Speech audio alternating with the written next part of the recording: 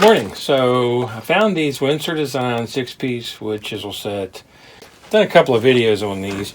I actually like these. You get 6 chisels for about $7. I think that's a pretty good deal. What I really like about these is at $6, they're pretty much disposable. You get them, you use them for a little bit. They get dull, sharpen them. You don't have to worry about breaking them, splitting the handles. I use them for a lot of things you would normally use chisels for. I don't worry about it because, quite frankly, they're disposable.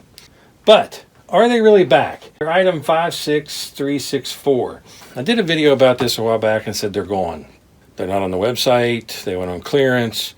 Then I got a note from a few people saying, hey, the local store has them. I thought, is that an oddity or what? Well, one of my locals ended up having one of these, and I went ahead and bought it simply because they are disposable. And I think I have 4 sets. I don't necessarily throw them away, but I use them for a lot of things. The oldest generation are used for demolition work.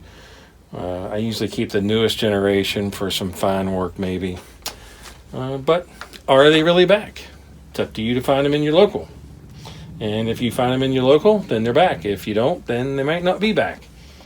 But if you like the videos, please subscribe to my channel. Thanks for watching.